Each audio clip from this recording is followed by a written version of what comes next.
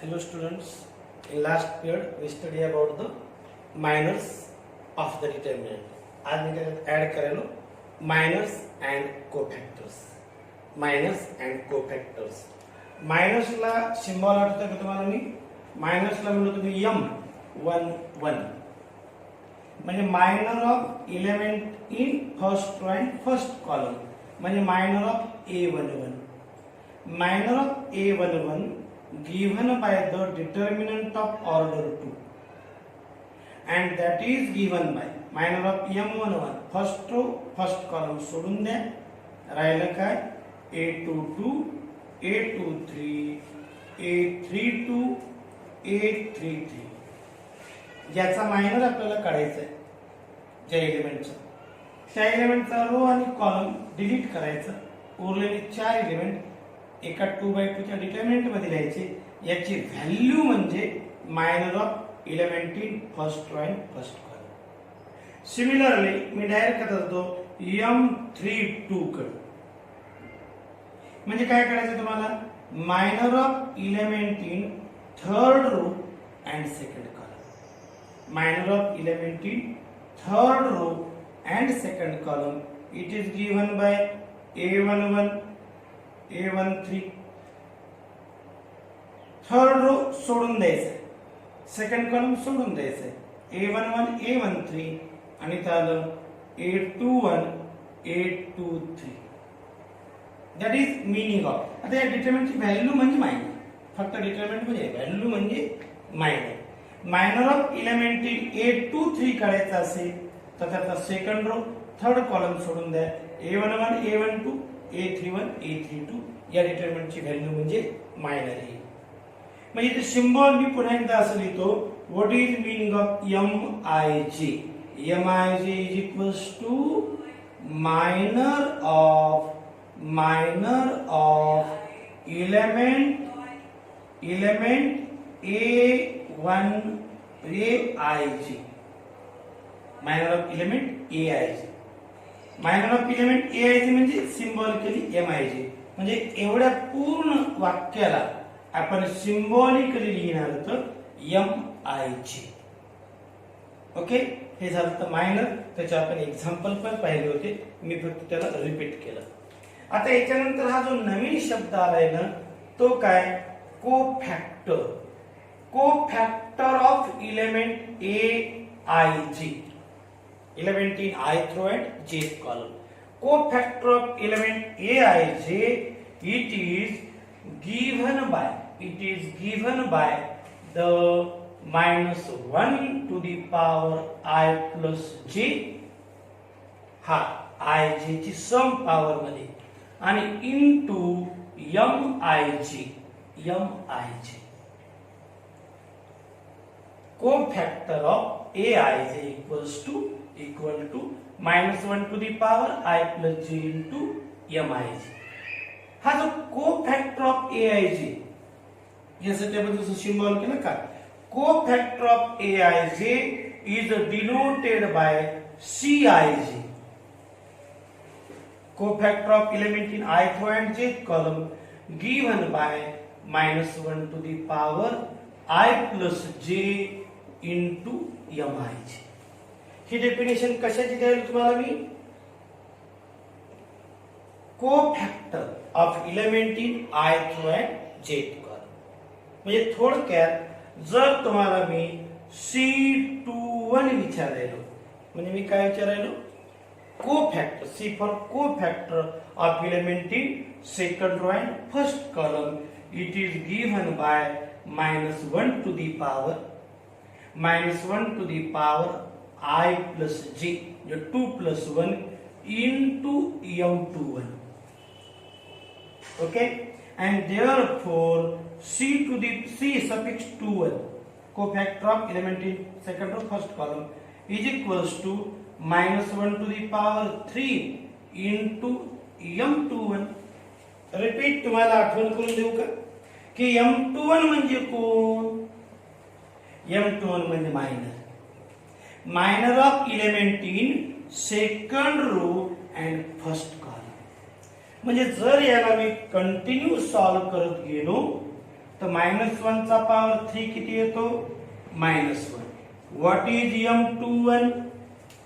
m21 that is equals to determinant a12 a13 and m21 सोडून दे ना, a32 a33 that is cofactor of element in second row and first column. समजा मला cofactor of element in third row and first column करायचं असेल तर definition करा. Cij is equals to -1 to the power I plus j into mij m31 जे आहे तेच m31 Cij इकडे mij फक्त हा फरक आहे -1 to the power I plus. चला याला सॉल्व करू. -1 to the power 4 -1 power 4 किती येते? एक स्टेप वाढवतो तुमच्यासाठी. -1 to the power 4 into the determinant. m31 म्हणजे डिटर्मिनंट, m32 m11 माहित झाले काय ते minor, and that is given by deleting the third row and first column. This is equals to a12 a13 then a22 a23. -1 to the power 4 काय? फक्त 1. -1 to the power 1. So here C31 is equals to determinant a12 a13 a22 a23. हा आला तुमचा कोफॅक्टर. म्हणजे कोफॅक्टर काढताना extra काय आले? ते एक्स्ट्रा पार्ट आलाय फक्त आणि फक्त एवढा -1 to the power I plus j into mij जसं तसं. रिपीट, mij म्हणजे काय? Minor of element in ith row and jth column. याच्यावर कंबाईन क्वेश्चन घेऊ आता आपण. Find the minors and cofactors of elements in the determinant. Okay, याच्यावर आता एक्झाम्पल घेऊ. मायनर्स अँड कोफॅक्टर वर एक्झाम्पल. क्वेश्चन आहे find minors and cofactors of element in the determinant. यांनी आपल्याला एक डिटर्मिनंट दिलाय. त्या डिटर्मिनंटला मी नाव डी देतो. खरं तर डिटर्मिनंटच्या नावाची इथं काही आवश्यकता नाही, पण आपल्याला सवय लागलेली त्याप्रमाणे चालू दे. Determinant D. आता मी एकच वाक्यात इथं लिहितो, therefore minors of elements in determinant T R. What is first minor? m11. m11 इथं खूप इझी आहे म्हणून एक्झाम्पल आहे, तसंच घेतलं मी. Easy m11 means deleting the first row and first column. इथे काही राहिलंच नाही, फक्त 2च राहील. इथं डिटर्मिनंट उरतच नाही. Deleting first row first column you get 2. So minor of element in first row and first column is 2. Then minor of first row second column एलिमेंट म्हणजे 3 चा मायनर. आणि तो रो आणि सेकंड कॉलम, फर्स्ट रो आणि second column सोडून दिला तर आपल्याकडे राहते फक्त -1. Okay, then m21 is equals second row first column राहिले 4 फक्त 3 and finally element is m22 second row second column राहिलं 4. म्हणजे जर 2/2 च्या डिटर्मिनंटचे मायनर काढायचे असतील तर जवळजवळ तोंड येतं, कारण त्याचा रो आणि कॉलम सोडून दिला की एकच एलिमेंट उरतो. पुन्हा याचा रो आणि कॉलम सोडून दिला एकच एलिमेंट उरतो. फक्त तुम्हाला पाहिजे की आपल्याला कुणाचा मायनर काढायचा आहे, त्याप्रमाणे तो रो आणि कॉलम डिलीट करा. हे झाले मायनर्स. आता अर्ध काम आपलं राहिले. अँड कोफॅक्टर्स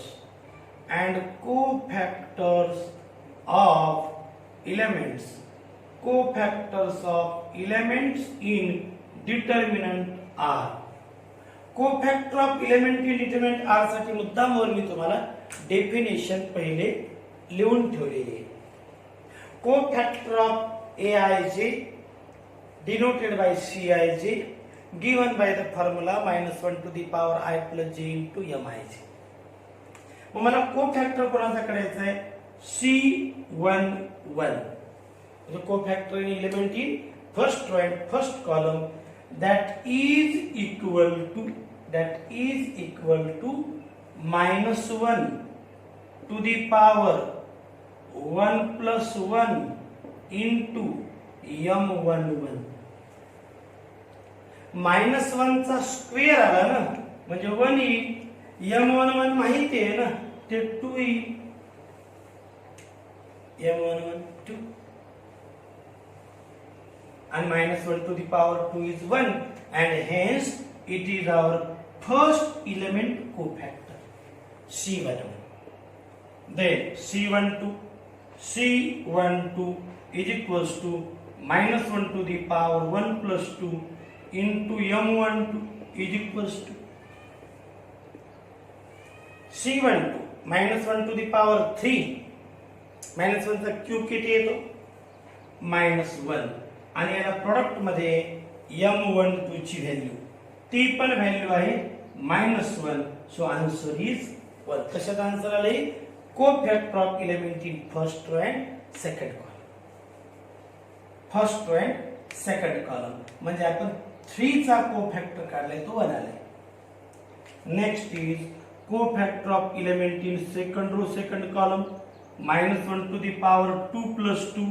डायरेक्ट 4 लिहिले तरी काय अडचण नाही. आता तुम्हाला कळायला लागत असेल तर m2 -1 to the power 4 that is 1 आणि m22 it is 4. m22 माझे हे काढायचं आहे ना m22 डायरेक्ट घेतलं मागे पुढे जायला हरकत नाही. m22 म्हणजे 1 into 4 that is 4 आणि मध्येच एक आपला राहिला m21 C21 त्याचा corresponding C21 -1 to the power 2 plus 1 into m21. Cofactor C21 minor m21 cofactor म्हणून तुम्हाला m21 म्हणजे मायनर म्हणून कोफॅक्टर काढायचा आहे. -1 टू द पॉवर 3 is -1 आणि m21 मागे चला m21 it is 3 and this is equal to -3. So these are the cofactor of element in first column. म्हणजे कोणाचा कोफॅक्टर काढला तुम्ही कोफॅक्टर काढला 4 चा. 4 चा कोफॅक्टर आला हे दोघं सोडून द्यायचे 2. ओके. त्यानंतर cofactor of element in first row second column म्हणजे 3 चा कोफॅक्टर काढलाय तुम्ही तो आलाय 1. त्याच्यानंतर तुम्ही कोफॅक्टर काढला -1 चा 2 1 हा इथं आला. -1 चा कोफॅक्टर इज -3 आणि पुन्हा कोफॅक्टर काढला तुम्ही 2 चा. 4 एलिमेंटचे 4 कोफॅक्टर जेवढे एलिमेंट प्रत्येकाचे कोफॅक्टर. एक आणखी ऑब्झर्वेशन पहा मायनर किती आला इथं 2 कोफॅक्टर पण 2 मायनर -1 कोफॅक्टर 1 मायनर 3 m21 कोफॅक्टर -3 4 म्हणजे जर तुम्ही याचं ऑब्झर्वेशन केलं तर मायनर आणि कोफॅक्टर मध्ये फरक काय पाहिजे? मायनर 2 कोफॅक्टर 2 मायनर -1 कोफॅक्टर 1 मायनर 3 कोफॅक्टर -3 मायनर 4 कोफॅक्टर सुद्धा 4. मायनर तोच कोफॅक्टर आला इथं फक्त साइन चेंज झालं ऍज इट इज. साइन कधी चेंज होईल? -1 चा पॉवर इव्हन नंबर आला -1 चा पॉवर इव्हन नंबर आला साइन चेंज होत नाही आणि -1 चा पॉवर ऑड आला तर साइन चेंज होते. म्हणजे I plus j जर इव्हन येऊ लागलं तर Cij आणि Mij इक्वल. ऑड येऊ लागलं तर Cij and Mij differ by only sign. फक्त चिन्ह बदलते. त्यामुळे याच्यात फार फरक नाही पण कन्फ्युजन होऊ नये म्हणून आपण मायनर वेगळे शिकलो आज कोफॅक्टर. आता हे 3/3 चा एक प्रॉब्लेम घेऊ, त्यात पुन्हा तुम्हाला क्लिअर होईल. 3/3 चा डिटर्मिनंट घेऊ आता. Find the minors and cofactors of element in the determinant. 3/3 चा डिटर्मिनंट घेतलं, त्याचे मायनर्स आणि कोफॅक्टर अलग अलग काढायचे. मग पहिले काढू आपण minors. Therefore minors of elements in determinant T are. कसे काढायचे मायनर? माहित झाले आपल्याला. मायनर डिनोटेड बाय M11 म्हणजे minor of element in first row first column. First row first column सोडून द्या, तो लिहा डिटर्मिनंट. ओके, याची पुढे काढूया व्हॅल्यू. त्याच्यानंतर minor of element in first row second column, it is a determinant. Deleting first row आणि सेकंड कॉलम, दॅट इज 2 -1 4 -2. आता डिलीटिंग फर्स्ट रो आणि 2 column second column, 2 -1 4 -2, that is equal. Value आपण नंतर काढूया. Minor of element in first row third column equal to determinant of order 3. First row third column काय राहिले? 2 -1 3 2 equal to. Then minor of element in second row first column, second row first column, second row सोडून द्यायचे आणि first column सोडून द्यायचे. म्हणजे इथे काय 2 -1 4 -2, second row first column, second row. मला थोडस कसं कुठंतरी चुकल्यासारखं वाटतंय पहा. M12 सोडताना मी काय केलंय? फर्स्ट रो आणि सेकंड कॉलम. फर्स्ट रो ह्या चुका बऱ्याच वेळेला आपलं थोडं जरी कॉन्सन्ट्रेशन गेलं की जाते. पण फर्स्ट रो आणि सेकंड कॉलम लिहिताना मी इथे गलती केली. फर्स्ट रो सेकंड कॉलम, तर इथे काही 4 to 1 -2, 4 to 1 -2. काय लक्षात आलं माझ्या? कारण मी M21 काढताना दोन्ही डिटर्मिनंट सारखे येणार नाहीत. M22 second row second column is equal to the determinant of order 2. Second row second column, this is 2 -1 1 -2. या डिटर्मिनंटच्या व्हॅल्यू मी मुद्दाम बाजूला ठेवतोय, कारण इथं रो आणि कॉलम कोणता सोडून द्यायचा हे क्विकली एखाद्या वेळेस आपल्याकडून चूक होते आणि ती चूक आपल्याला शेवटपर्यंत मग त्रास देते. तेव्हा क्लिअर करू. हे कम्प्लीट मायनर्स आपले वेगळे डिटर्मिनंट लिहू आणि त्याच्यानंतर त्याच्या व्हॅल्यू काढू. त्याच्यानंतर काढायचे मला M23 second row third column, minor of element in second row third column, second row column third. म्हणजे काय आलं? 2 2 1 4. काय बरोबर सोडून दिलं कमी? सेकंड नंबरचा रो आणि कॉलम नंबर 3 2 2 1 4 राहिले. Minor of element in second third row first column, row number third column number first, 2 -1 3 2, 2 -1 3 2. Minor of element in third row second column, minor of element in third row आणि column number second, 2 -1 4 2, 2 -1 4 2. आणि minor of element in third row third column. हे determinant लिहिणं अवघड नाही, पण confusion न एखाद्या वेळेस आपल्याकडून एखादा एलिमेंट चुकीनं नको तो रो आपण डिलीट करतो. त्यामुळे किमती काढण्याकडे लक्ष देण्यापेक्षा हे मी लिहिलेत का बरोबर हे पाहणं गरजेचं. आता व्हॅल्यू कसे काढणार? एक तर पहिले पुन्हा प्रत्येक वेळा पाहतो मी फर्स्ट रो फर्स्ट कॉलम सोडून दिलंय का आणि राहिलेले एलिमेंट बरोबर आहे. -9 -8 -9 -8 -17. M1 first row second column 2 -1 first row second column row number first and column number second 4 to 1 minus 2. इथे minus 8 minus 2 that is minus 10.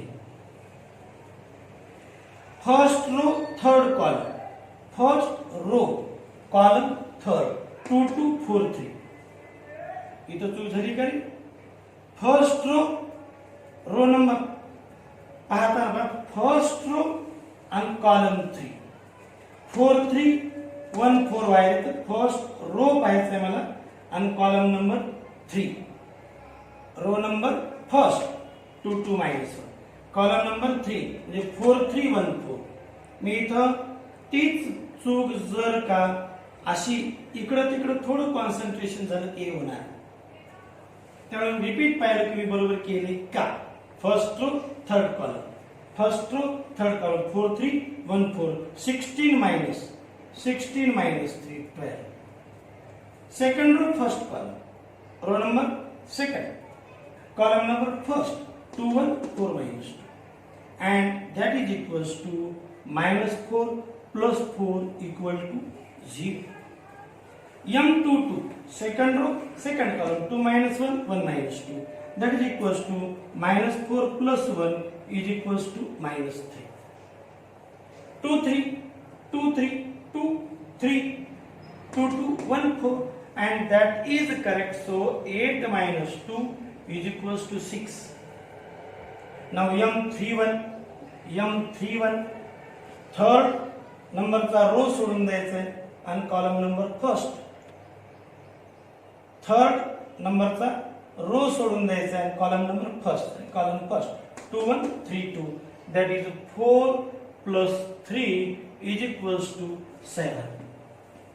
M32 2 minus 1 4 2 that is 4 plus 4 it is 8 and this is equals to M33 2 2 4 3 that is 6 minus 8 6 minus 8 is equals to minus 2.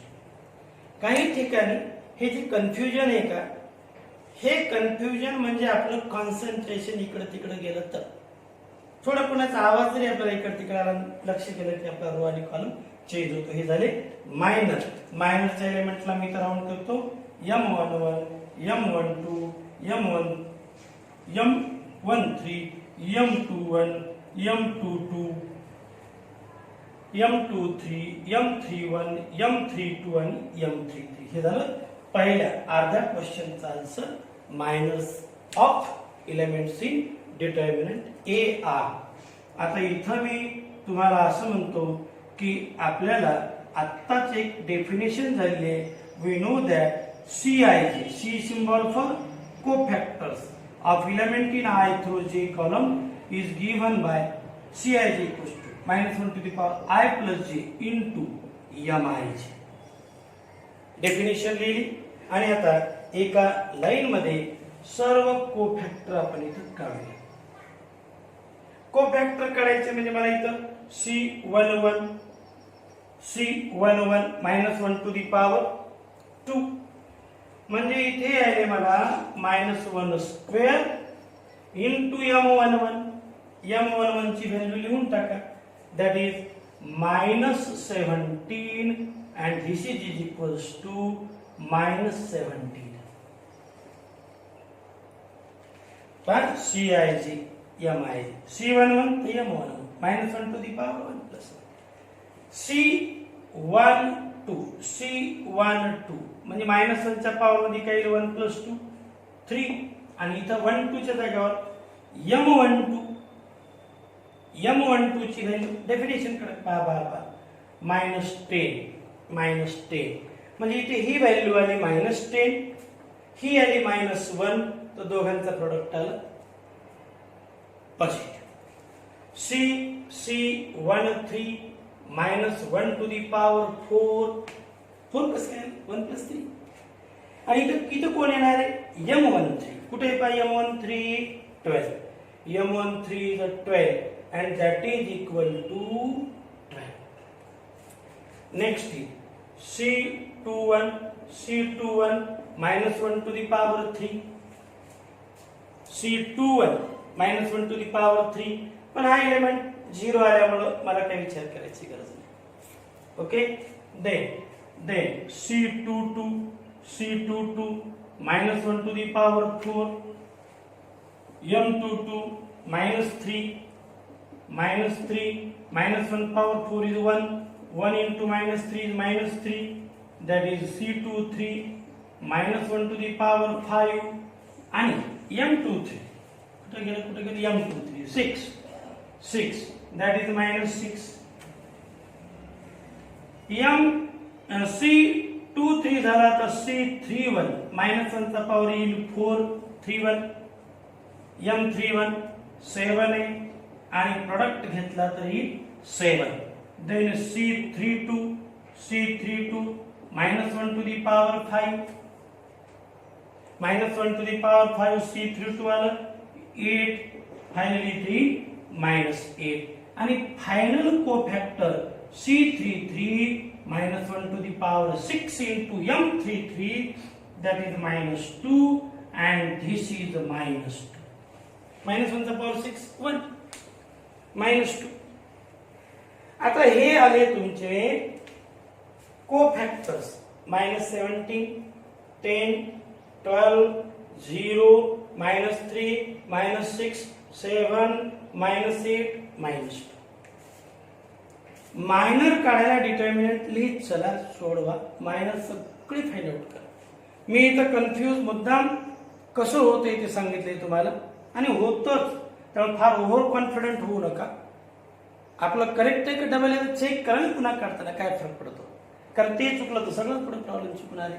पण थोडी इथे lightly घेऊ नका, easy म्हणून माणूस घेते, lightly घेऊ नका. ह्या प्रत्येकाचे मायनर काढले आणि कोफॅक्टरची डेफिनेशन काय CIG minus 1 to the power हे 2 नंबरचे सम आणि MIG, म्हणजे तिकडचे मायनर इथं जशाला तसे लिहायचे आणि minus 1 चा पॉवर येईल 2 कधी 3 कधी 4. minus 1 नंबर तुमची ओळखीच आहे, minus 1 चा पॉवर 2 आला प्लस 1, minus 1 चा पॉवर 3 आला minus 1, इव्हन ला पॉझिटिव्ह 1 येईल, ऑड पॉवरला minus 1 येईल. पुन्हा एक ऑब्झर्वेशन करा, minus 17 minus 17 minus 10 10 12 12 0 0 minus 3 6 minus 6 7 7 8 minus 8 minus 2 हे नंबर पहा जरा. यामध्ये फक्त मायनर काढले का त्याचे तिकडे कोफॅक्टरला फक्त साइन चेंज होणार आहे, कारण minus 1 चा पॉवर कधी इव्हन कधी ऑड. मग कुणाचे साइन चेंज व्हायले तर जेव्हा 1 plus 1 इव्हन नंबर आहे, 1 plus 3 इव्हन नंबर आहे, 2 plus 2 इव्हन नंबर आहे, 3 plus 1 इव्हन नंबर आहे, 3 plus 3 इव्हन नंबर आहे. इथं मायनर हाच कोफॅक्टर होतो आणि इथं ऑड नंबर तर इथं साइन चेंज होते. हे ॲज इट इज 12वी मध्ये ॲज इट इज. आत्ता जर का तुमच्या ओळखीचा कोणी 12वीचा मुलगा असेल ना, त्याला म्हणा हे मायनर आणि कोफॅक्टर तुला आहे का, ॲज इट इज प्रॉब्लेम दाखवा. म्हणजे तुम्हाला 11वीच्या सिलेबसमध्ये आहेच, JEE साठी आहेच, पण बोर्डसाठी सुद्धा 4 मार्काचा याचा प्रॉब्लेम येतो. ओके, पुढचा तुला पुढचा प्रश्न म्हणल्यावर मला वाटलं व्हिडिओ लांबायला. आता तुमची ऑनलाईन मला जे व्हिडिओमध्ये कळणार नाही इच्छा आहे की नाही इच्छा, कारण असे आपण कंटिन्यू पिरियड घेतात नाही काय, 1.5-2 तासाचे पिरियड घेतो. पण व्हिडिओ पाहताना मी सायकोलॉजी चेक केली की 20-25 मिनिटात 30 मिनिटापर्यंत आपण कॉन्सन्ट्रेशन व्हिडिओ पाहतो. एक 4 घंटे पाहू शकतो, पण एज्युकेशनल व्हिडिओ अर्धा तास खूप झाला. बरं, याच्यात मॅटर थोडं व्हायला ना. आज काय शिकवलं मायनर कोफॅक्टर, त्यात थोडासा पार्ट राहिलाय पहा, ते पुढच्या व्हिडिओमध्ये टाकतो. तुम्हाला आता जे मी चॅप्टर घ्यायलो का ते 11-12 फिजिक्ससाठी का चांगले जे महत्त्वाचे असणारे चॅप्टर घेतोय. करत चला, तुमचा बेनिफिट आहे आणि आमचाही तेवढा टाइमपास आहे. Okay, next lecture.